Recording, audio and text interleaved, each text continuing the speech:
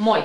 Mä oon Elina Alasentia Minimasta ja mä haluan jakaa sun kanssa sellaisia toimistotyötä helpottavia vinkkejä, jotka on samalla tehokkaita ja helppoja. Eli ne ei vaadi mitään ylimääräisiä ponnisteluja, jotta niistä olisi hyötyä. Ja otetaan ensimmäinen vinkki. Se on 2 minuutin sääntö. 2 minuutin sääntö tarkoittaa sitä, että kun eteesi tulee jokin pieni tehtävä, arvioi hetken, kuinka kauan sinulta kuluisi suorittaa tämä tehtävä. Jos arvioit, että aikaa kuluu alle 2 minuuttia, suosittelen, että teet tehtävän välittömästi. Näin sinun ei tarvitse enää palata uudelleen saman tehtävän pariin ja säästät kallisarvoista aikaasi.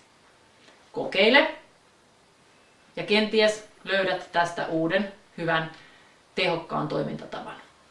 Kiitoksia.